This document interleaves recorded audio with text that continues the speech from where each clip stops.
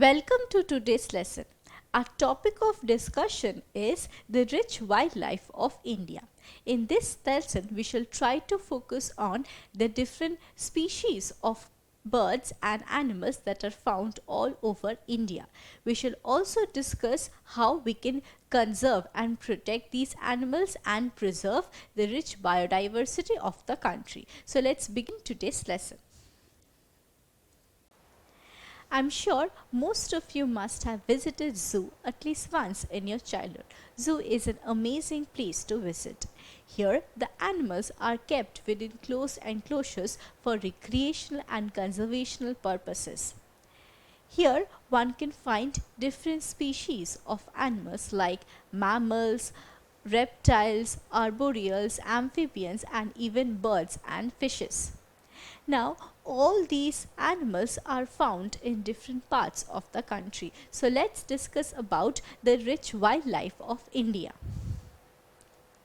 Well, India's wildlife is so rich and diverse that they are often the subject of many fables and folktales since prehistoric times. For instance, Jataka tales and Panchatantra are the stories which are based on animals, and I'm sure most of you must have read these stories, isn't it?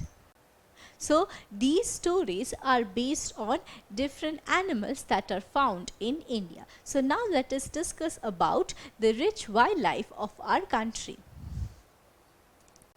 Now, speaking about the rich wildlife of India, the first thing that crosses my mind is tiger. In fact, tiger is the national animal of our country. So, tiger is the national animal of India. So, tiger is the symbol of country's pride and heritage. Now, this tiger is found all over India, but a rare species of tiger named the Royal Bengal tiger is found in Sundarban Delta or the Ganga Brahmaputra Delta region, that is here in this part of the country. Well, apart from this rare species of tiger, Sundarban also has many crocodiles, reptiles, birds, deer, etc. To know more about Sundarbans, you can refer to the link at the top right corner of your screen. Now, apart from Royal Bengal tiger, another rare species of mammal found in India is the one-horned rhinoceros. This animal is found in the forest of West Bengal and Assam. Now, apart from one-horned rhino, the region is also famous for elephants. These wild elephants are also found in the forest of peninsular India. So, we discussed about the animals that are found in the northeastern part of the country and in peninsular India. Now, let us travel to another part of the country, that is the hilly region or the Himalayan region, and let's see what animals are found there. The animals that are found in the Himalayan region is the snow leopard, ibex, red panda, wild yak, etc. So, these are some of the animals that are found in the cool hilly regions of the Himalayas. So, as mentioned just now, these animals are only restricted to the Himalayan region. We shall now discuss about some of the animals that are found all over India. The animals that are commonly found in India are wolf, black buck, monkey, deer, etc. So, these animals are found all over India. Now, apart from mammals, India is also the home to a large number of reptiles, namely turtle, lizards, long-nosed gharials, which is a species or kind of crocodiles, and then snakes. Now, one of the most beautiful bird on earth is peacock, which is native to India. In fact, it is the national bird of our country. It is so amazing and fascinating to watch this bird stretching out its feathers and dancing in rain. Now, apart from peacock, there are many other birds that are found in India.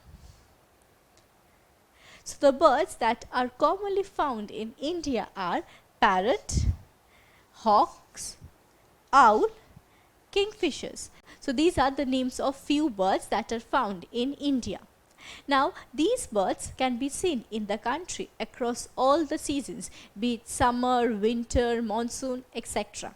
However, there are some birds that are occasionally seen in the country, especially before the onset of winter season. Let's know about their names. Well, the birds that are occasional visitors to our country are Siberian crane, flamingos, blue throat, white pelicans, etc. So these are the names of some common migratory birds that are seen in our country. So these migratory birds are just like the visitors. They actually belong to the cold polar regions, and when during winter it becomes miserably cold, they travel to warmer countries like India, and therefore we can only see these birds during specific seasons. So we discussed that India is a home to a large number of birds and animals, and they are the part of our country's culture and heritage. We know peacock is the national bird of our country and tiger is the national animal. So we can find that these animals and birds not only represent the rich biodiversity but is a pride of our country. So it is our duty to protect these birds and animals. Now, before proceeding with our lesson, just try to answer this objective. It asks, dash is the national bird of India, and the options given are peacock, pigeon, parrot, crow. Well, we just discussed that the national bird of India is, yes, it's peacock. Now, these animals that are found in different parts of India are often attacked and killed for various valuable items. For instance, the elephants are attacked for their tusks.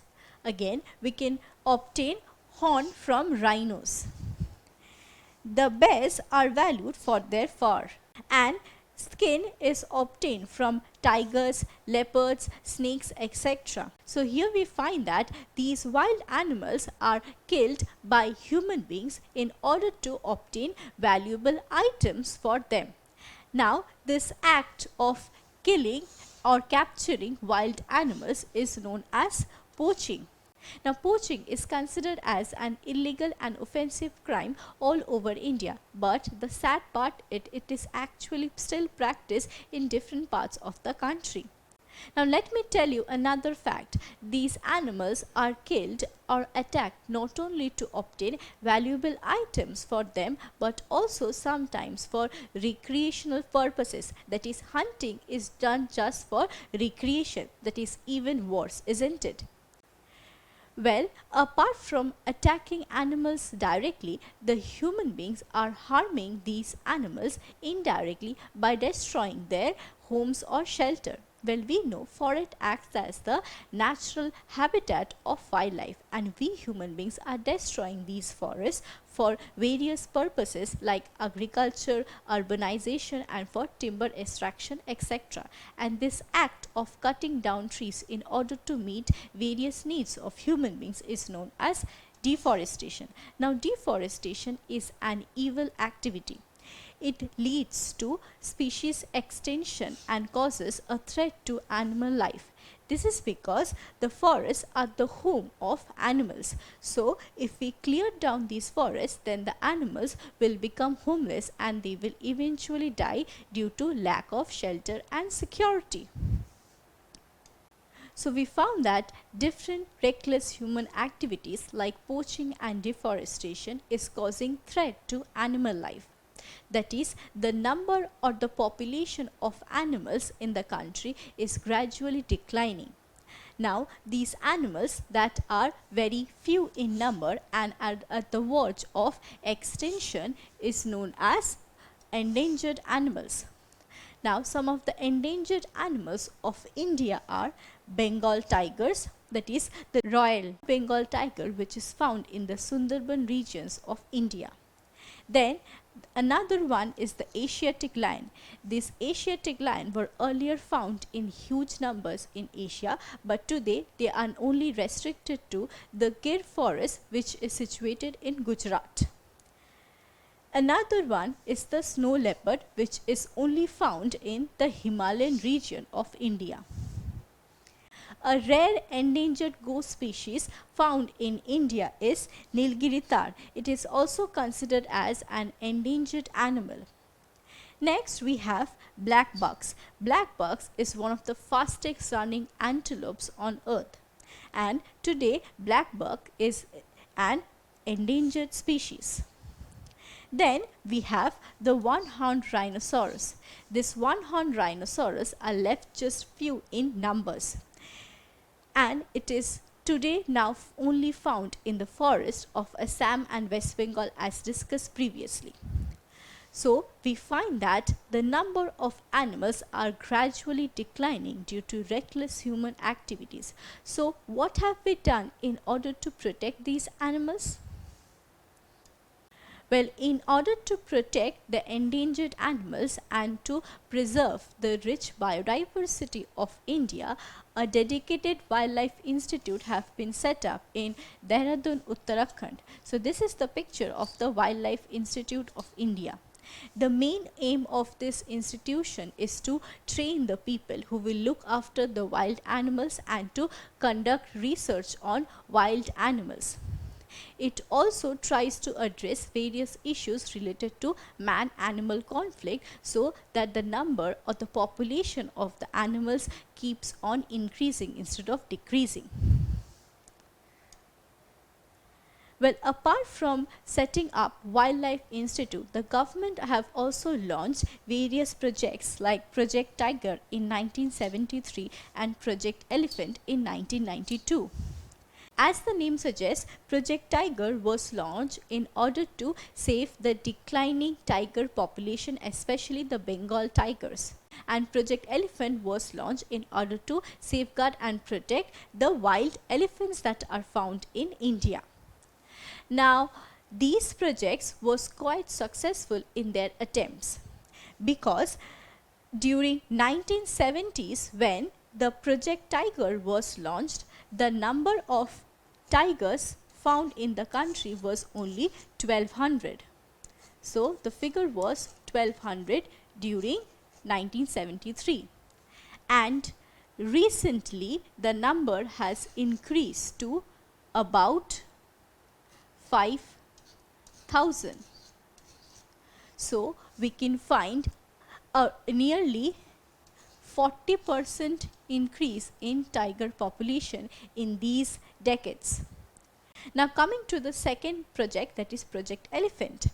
In 1992, when this program was launched, the population of elephant in the country was nearly 15,000, and the current population of elephant is about more than 25,000. So we find that there has been sharp increase in the population of elephants in these few decades. So from these figures we can infer that these projects were quite successful in their attempts of safeguarding and protecting the animals. So these were some of the initiatives that were taken by the government in order to protect the wildlife of India.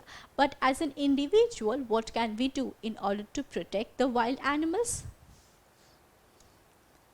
Well, as an individual, we can say no to animal products. That is, we should strictly prohibit or put a ban on animal products. This is to say that we should stop using items that are made from ivory, that is obtained from elephants. Then we should also stop using clothes made from skin or fur, and the objects that are made from antlers, which are obtained from antelopes. So by discarding these items, we will be able to stop killing of poor creatures. Also, we can look for substitutes, that is, we can use jackets made from synthetic fibers or from plant fabric instead of using fur jackets or leather ones. So these are some of the little steps that we can take in order to protect the wildlife of India. Now, various national parks, wildlife sanctuaries and biosphere reserves have been set up in the country in order to protect the wildlife of India. The main objectives of these units is to protect the wildlife and to create general awareness among people. Now, these areas are protected places wherein the animals are allowed to live openly in their free natural habitat, and human interventions is very restricted or limited in these areas.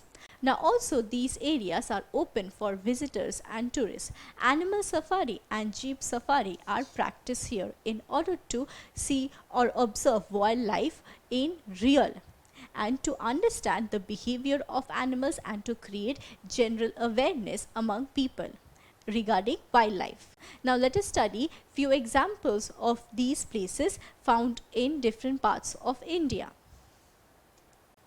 Well, Biosphere Reserve is a protected area wherein the endangered and the rare species of animals and plants are maintained together within the natural environment.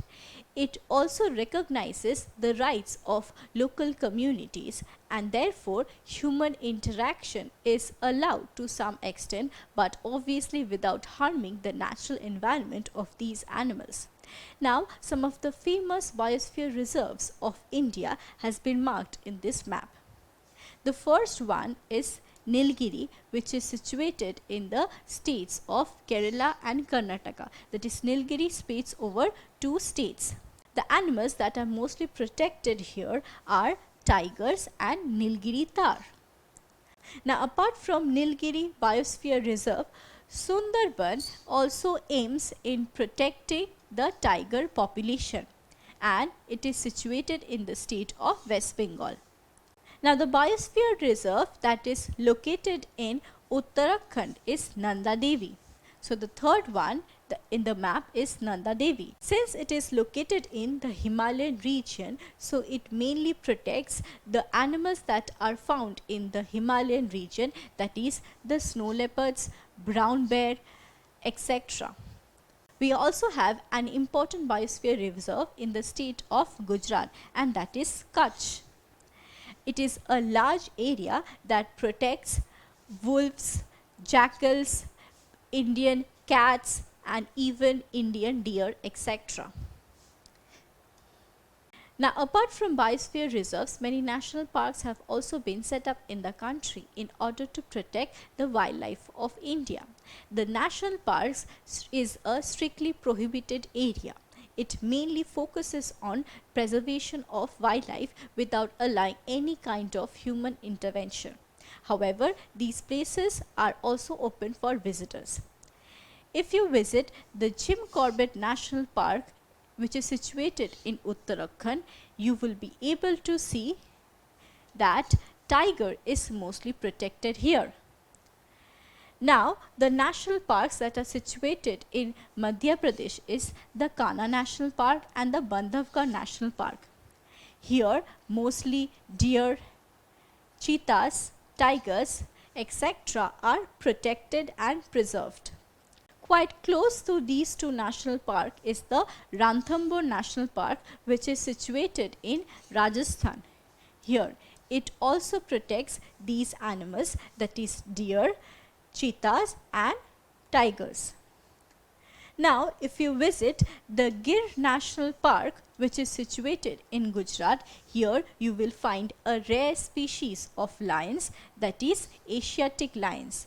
Asiatic lion is only found in the Gir National Park of Gujarat. The Kaziranga National Park, that is situated in Assam, protects the rare species of one-horned rhinoceros and elephants. We have already discussed about them earlier as well, isn't it? Apart from biosphere reserves and national park, wildlife sanctuaries are also found in India in order to protect the wildlife of India. Well, there are two important wildlife sanctuaries of India. The first one is the Chilka Lake. It is situated in the coast of Orissa. This is actually a bird sanctuary. Here, many migratory birds visit this place, namely flamingos, pelicans, etc.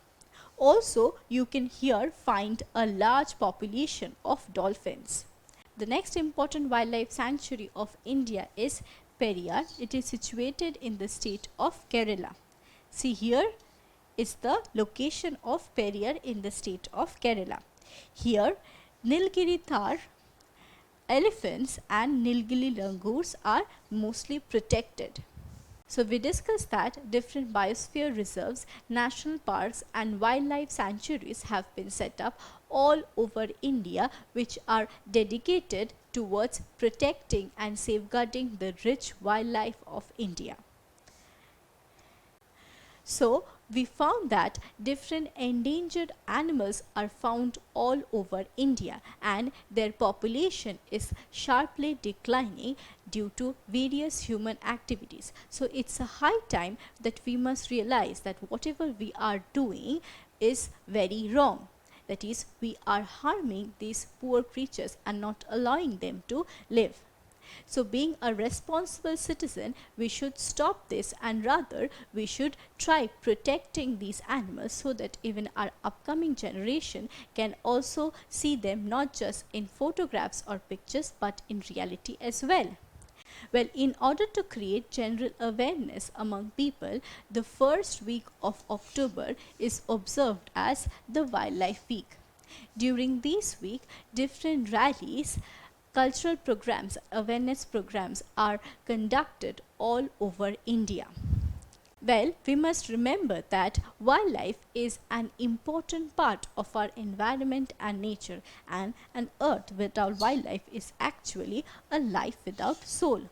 So we must act responsibly and protect the rich wildlife that is found in our country. So that's all about today's lesson. In this lesson, we discuss about different types of animals that are found all over India. Now, among these animals, some are very less in number, that is, they are endangered animals. Now, in order to protect these endangered animals, the government have taken several initiatives. They have set up biosphere reserves, national parks, wildlife sanctuaries, and also launched various projects like Project Tigers and Project Elephants. And then we also discussed that as an individual we can discard using animal products, rather we should switch to various alternatives. In this way we will be able to protect the wildlife of India. Don't forget to subscribe to our channel and hit the bell icon. You can also register for free at DeltaStep.com or download the DeltaStep app to learn one-to-one with our amazing teachers or to get access to our 5,000 amazing videos as per your school syllabus. Master each topic with our adaptive practice technology. Get million-plus questions with step-by-step solutions and unlimited mock tests. Get all your doubt resolved instantly. Learn via games and win amazing prizes like PlayStations and iPads. So at DeltaStep, learning is not just fun and easy, but it's rewarding too. So register for free now.